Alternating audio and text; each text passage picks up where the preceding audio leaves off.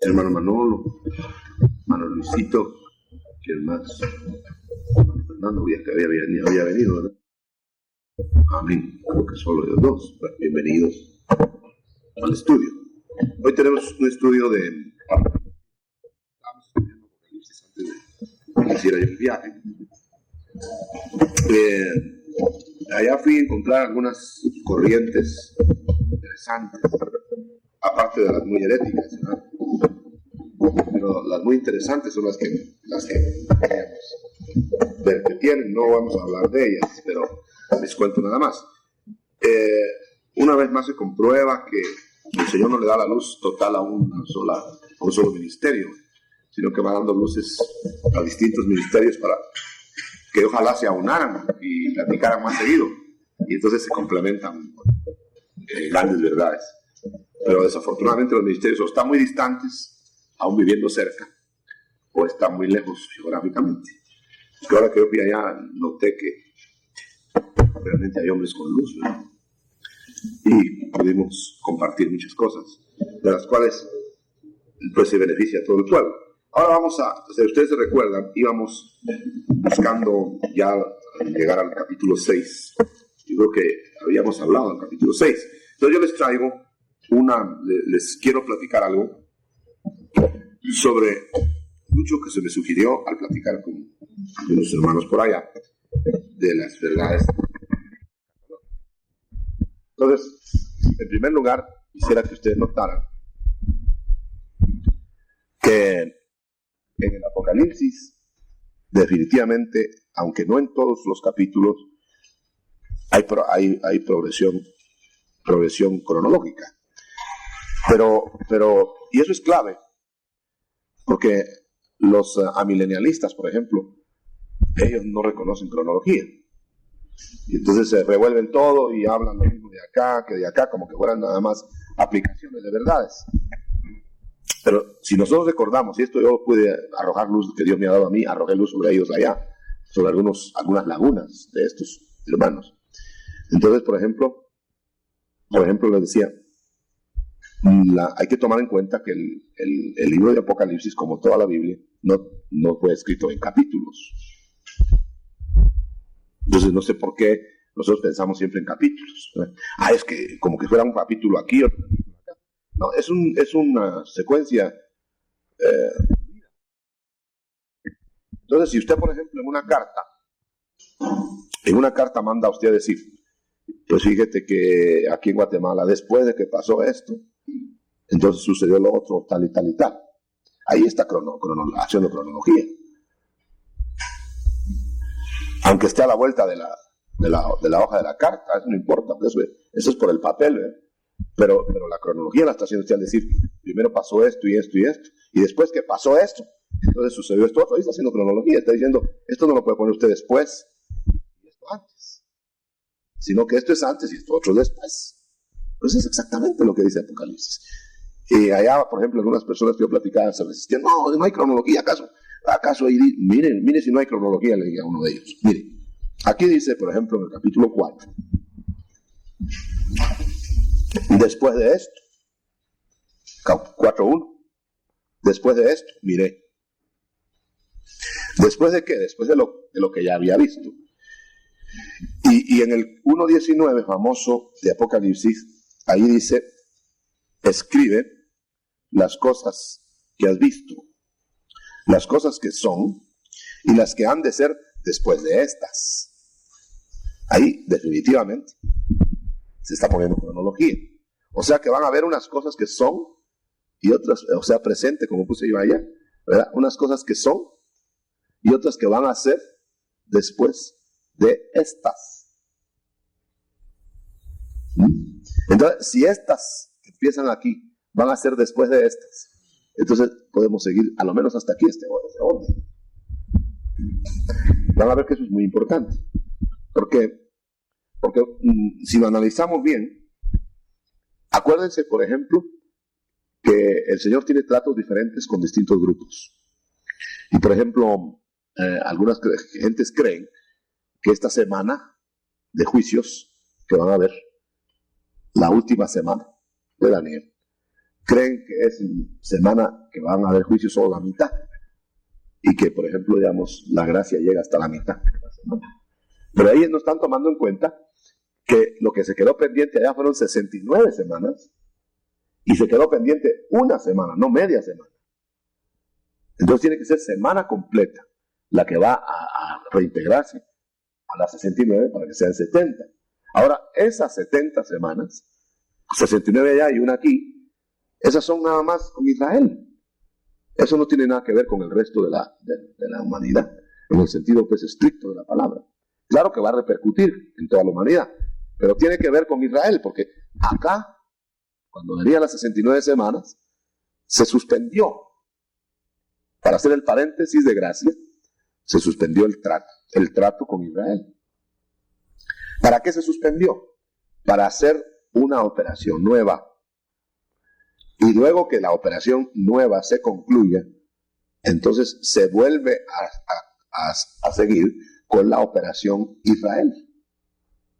Y solo en una semana, porque es el único, el tiempo que resta para Israel. Ahora, claro, para el resto del mundo no es solo una semana lo que resta, pero para Israel sí, porque luego después de esa semana, Israel entra en el reino milenial. Eso es lo que el Señor me dio en luz, hablando del capítulo 2 que les esbocé la vez pasada, del capítulo 2 de San Juan. Entonces les dije yo que, les decía que me dio esa luz el Señor tan clara, nunca la había yo visto, que ahí hay 3 días proféticos en el capítulo 2 de las bodas de Caná. Hay 3 días proféticos. El primero dice, después de, ¿cómo dice? Al tercer día. Entonces, después de 2 días. O sea, después de 2 días que hubo bodas. Y después de 2 días mileniales. O sea, Israel, después de que pasen 2000 años de paréntesis. Llegó Jesús a las bodas, pero no era el personaje reconocido, hermana. Adelante, hermana. El personaje Jesús no era un personaje reconocido. Quiero que lo noten bien. En las bodas de Caná. En las bodas de Caná, el Señor llegó incógnito. Ustedes saben que la invitación en las bodas de Caná era para María. Y claro, pues también que vaya el Señor, porque como quien dice, bueno, como es de la familia, pues que llegue, ¿verdad? Pero no era invitación al Señor y a su madre, sino a su madre. Y analizando el capítulo 2, a mí me abrió una luz tan grande el Señor sobre esto, que yo me regocijaba, hermano. Yo saltaba de gozo porque nunca, jamás había visto, habiendo leído tantas veces ese pasaje y hasta habiendo predicado muchas veces sobre él, nunca había visto el ángulo escatológico. Entonces, ustedes noten, si quieren abran ahí San Juan 2. Ustedes van a ver por qué nosotros estamos haciendo cronología. Y esto es tan importante, hermano, que nos afianza en la fe. Yo tuve el privilegio de que en este viaje platiqué con un hombre muy profundo, iluminado de Dios, un apóstol sencillamente. Y este hombre coincidía en un 99% con todas las revelaciones que Dios me había dado a mí, y se gozaba y brincaba cuando Dios se las comunicaba. Y de las revelaciones que Dios me había dado a él, que me las comunicaba a mí, yo me gozaba pero intensamente. Y solo había una incongruencia, la cronología. Y él solo tenía unas lagunas y después se gozó mucho porque me decía, hermano, usted lo mandó el Señor para alumbrarme esas lagunas. Yo nunca había entendido esos detalles. Y son los que estamos hablando ahora. Entonces, en el Evangelio de San Juan 2 dice que después al tercer día, o sea, después de 2 días, el Señor llegó. Esa era una boda israelita. Inclusive no sabemos ni quiénes eran los que se casaban, pero era una boda israelita. O sea, el Señor iba a escenificar ahí las bodas, no del Cordero, las bodas de Israel. Y entonces, él no, en las bodas de Israel, el Señor llegaba como desconocido, primero, porque así va a ser. Para que las bodas con el Padre, las bodas de Israel con el Padre se efectúen, el Hijo va a llegar como un desconocido. Ahora es un desconocido, porque está en los 2 días previos a las bodas. No sé si me estoy explicando. Por favor, anótenlo bien. Es como cuando el Señor fue invitado y llegó, estaba entre la multitud, perdido entre la multitud. Y parece que el centro de atracción de las bodas, bueno, aparte que eran los novios, era María. María, pues le comunicaban, le decían problemas, como que eran algunos conocidos de María. Y yo quiero que lo note, no era con el Señor el asunto. Y estamos viviendo hoy días en que se le pone más atención a María que al Señor. La clave la tenía el Señor en las bodas. Y la atención era con María, porque estaban dentro de los 2000 años, de los 2 primeros días. Pero cuando ya las bodas se iban a escenificar, en la fiesta de las bodas, entonces nosotros vemos a la luz del pasaje que se habían pasado 2000 años, porque ahí eran 2 días, un día por 1000 años, 1000 años por un día. Entonces cuando se concluyeron los 2 días, las bodas se escenifican, pero encuentra el Señor a los fiesteros de las bodas, los encuentra en su programa. Él no tenía que ver con ese programa, él no tenía que ver con el vino ni con nada del programa, no le consultaron nada, sencillamente estaba ahí mirando las bodas, y estaba acompañado de sus discípulos. Ahora noten esto es tremendo. Esta luz que yo recibía, como que me hubieran contado una cosa nueva, ¿verdad? Fíjense que los discípulos que iban con el Señor eran discípulos que no creían en el Señor.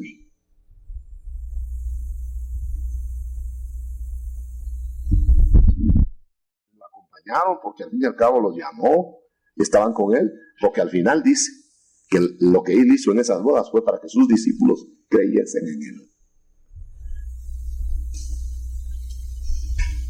Entonces quiere decir que aún van a haber discípulos del Señor que ahí hasta allá van a creer.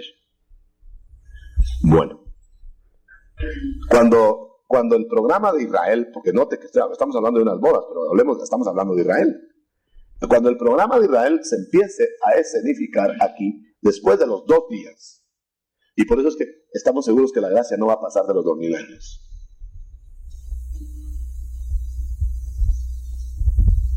Es un bombazo, ¿eh? No podemos fechar nada, pero no va a pasar de los 2000 años. Porque está ahí, escondido, que es después de 2 días, que las bodas de Israel se realizan con el Padre. Entonces, y esto lo saben los judíos. Los judíos tienen calculado en su calendario que en el año 2000 están ya en el jubileo, están ya en su reino. ¿Por dónde voy? Bueno, entonces, cuando el Señor está ahí y encuentra que Israel tiene su propio programa. Ustedes saben que hoy, aquí estamos dentro del paréntesis todavía, Israel está haciendo su programa. Pero los va a encontrar el Señor, es decir, tratando ya con ellos, en la última semana de Daniel, los va a encontrar en su programa, con su vino, con sus recursos. Compraron con su dinero, compraron el vino de las bodas, el vestido, todo a cuenta de ellos ahí. Bueno. Pero el Señor asiste en el tercer día al fracaso de las bodas. Se les acabó el vino.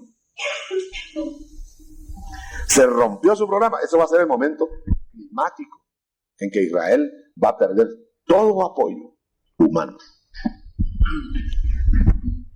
Y se le va a acabar el vino. Y como se acabó el vino, se acabó el programa. Era el vino el que los estimulaba, era el vino el que los hacía en la fiesta alegres, pero como se les acabó el vino, y ahí estaba María, recurrieron a María, María no podía. Entonces María recurrió al que podía. Ella sabía quién podía, pero no era su hora. No era la hora del clímax para las bodas. Sin embargo, los ayudó. Digo, bueno, no es mi hora. Voy a hacer algo. Traigan agua. Agua para las bodas. Van a tomar agua los de las bodas. Los que estaban ahí tomados van a tomar agua ahora, después de estar tomando vino. Traigan agua y llenen las tinajas. Eso es que entonces el Señor va a traer su palabra para llenar a la gente.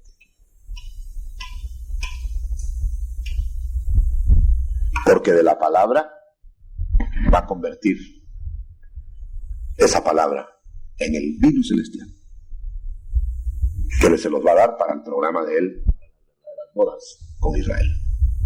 Cuando les derrame de su espíritu sobre ellos, y entonces ellos van a reconocer a Jesús como su Mesías y lo van a recibir. Y se escenifican no las bodas del Cordero. Las bodas del Cordero están arriba con el Hijo, porque las bodas del Cordero son el Hijo con la novia. Las bodas estas son el Padre con la esposa infiel. Perdonada. Qué tremendo. O sea que van a haber dos bodas. La boda del Hijo y la boda del Padre. Y mire qué curioso. La boda del Hijo se va a hacer antes que la boda del Padre. Porque la esposa del Padre le fue infiel. Y la esposa del Hijo le fue fiel. Y después de que case al Hijo, envía su trato duro con la esposa infiel para despertarla, como que ahora el padre también se quiere casar, y entonces despierta a la infiel, la sacude, la hace que se arrepienta y la perdona y se casa. Es una cosa. Ahora noten, eso está en el capítulo 2 de San Juan, que parece que no tuviera nada que ver con Apocalipsis. Entonces, este trato de la semana última con Israel es el trato previo, es cuando se les acabó el vino en la boda de Caná. Pero cuando él les da el vino, entonces se inaugura el reino. Ahora, ¿qué va a pasar en este espacio? No vamos a ver qué va a pasar en el espacio de la gracia, porque eso es aparte, ya lo hemos visto. En el espacio de la gracia lo vimos en los primeros capítulos de Apocalipsis. Lo que pasó fue que sucedió que se engendró a la iglesia y se llevó a la iglesia fiel. Ahora, en el otro periodo, después de que la iglesia se vaya, después de que estas cosas hayan sucedido, aquí está la cronología, después de que estas cosas hayan sucedido, empezará el trato con la esposa infiel. Entonces, hermanos, noten, no puede ponerse que la iglesia va a estar aquí, ni que habrá juicios de este lado en el tiempo de la gracia. Esa es la ceguera que tiene mucha gente. Sino que uno es una cosa y otro es otra cosa. Ahora miremos qué es la tribulación. Según este esquema, la tribulación es castigo a 3 clases de personas. Castigo a 3 clases de personas. Al Israel rebelde, a los infieles del tiempo de la gracia y a los impíos que nunca quisieron nada. Ahora, el misterio tremendo es quiénes son estos infieles del tiempo de la gracia.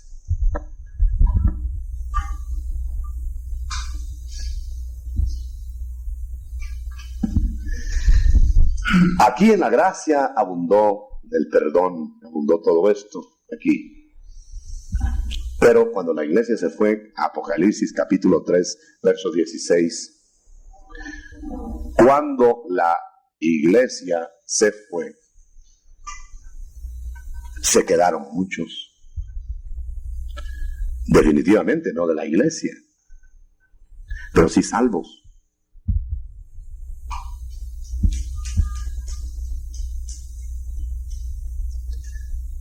Hago silencio porque esto es tremendo.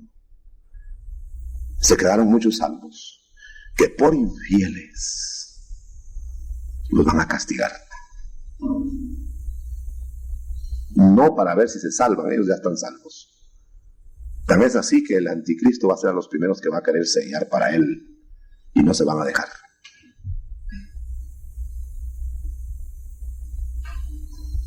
Por eso es que hay que ser fiel ahora. Repito, por eso hay que ser fiel ahora. Porque aquí van a haber infieles, no impíos, infieles. Los apóstatas, por ejemplo, son impíos. Ellos nunca han tenido el Espíritu Santo. Estuvieron metidos en las congregaciones, etcétera, ¿no? Esos no estamos hablando. Estamos hablando de los infieles. Es que los impíos no son infieles. ¿Estamos claros en eso? Los impíos no son infieles. Los impíos son ajenos a Dios.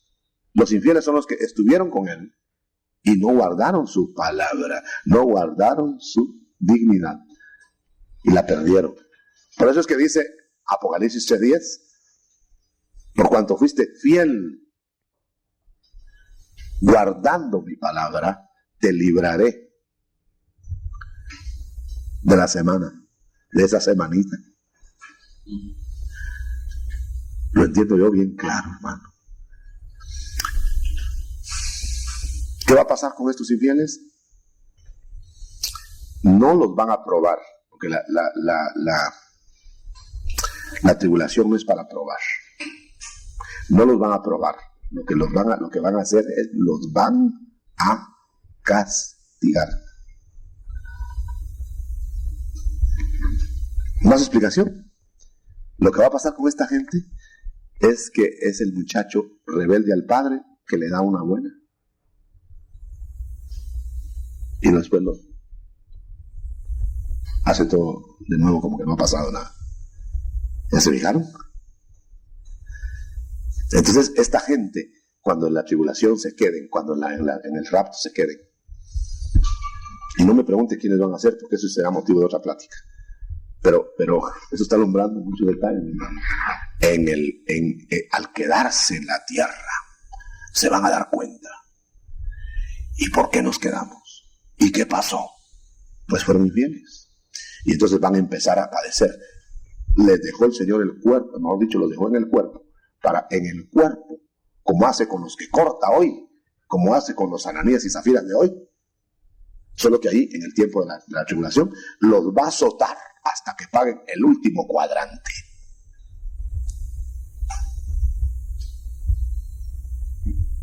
Y al no dejarse marcar, perecen.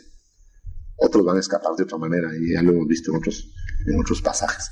Y entonces ellos van a ser llevados al cielo, en su parte espiritual, y sus cuerpos van a ser muertos en la tribulación. Y ellos se van.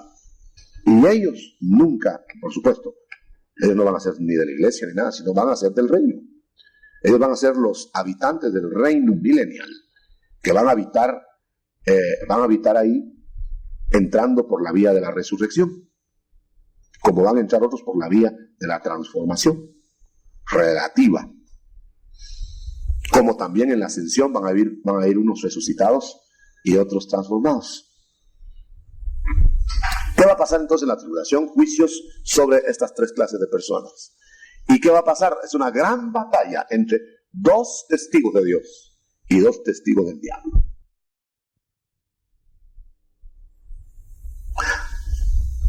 ¿Cómo se va a pelear esta gran batalla de los dos testigos contra dos testigos? Se va a pelear por medio de ayudantes.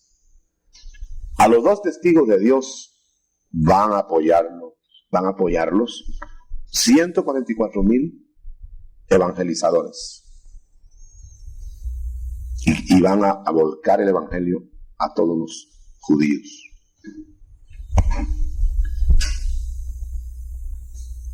Y gentiles rebote, también van a alcanzar. O sea que va a haber salvación, pero va a ser el foco de inicio, el foco central va a ser Israel.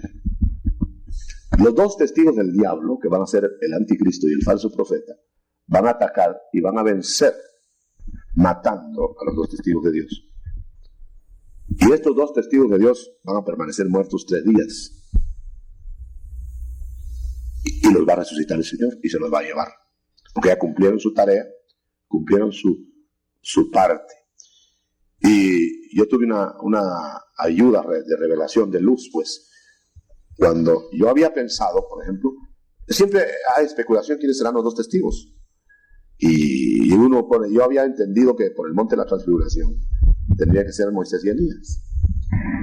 Pero después entendí, hablando y platicando, muchas luces a la luz de la palabra, entendí que aquellos son testigos de Jesús.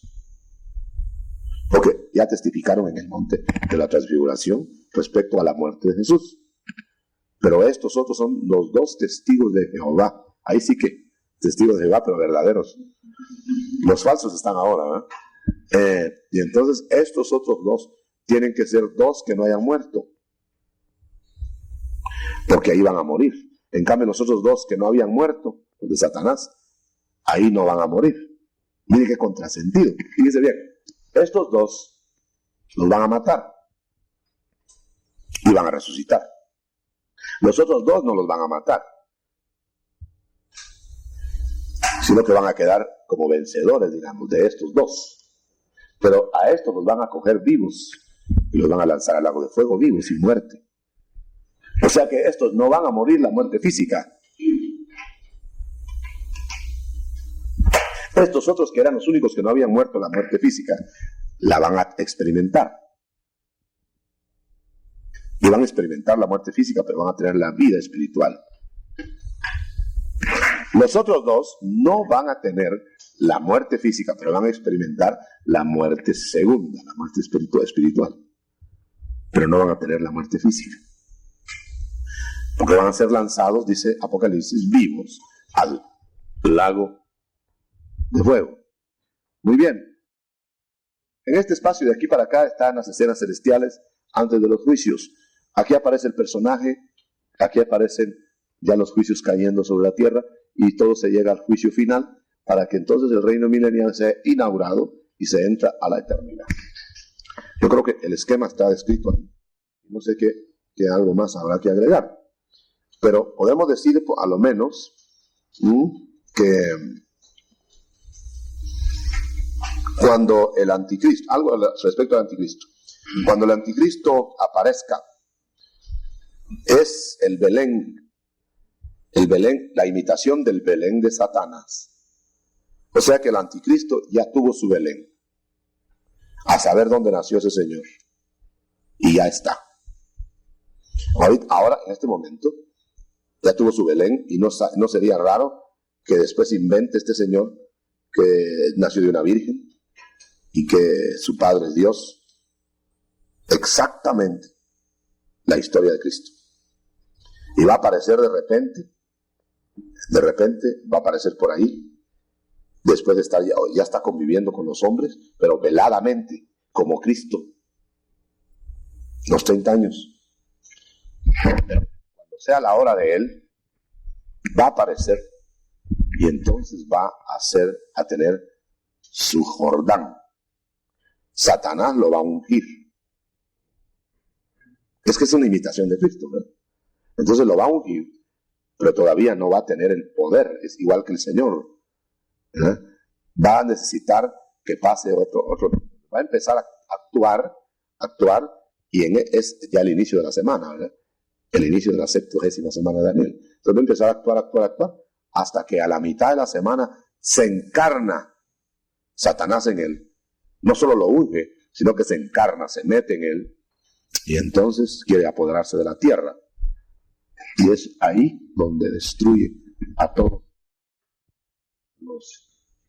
los que no son remanentes de Israel, los destruye.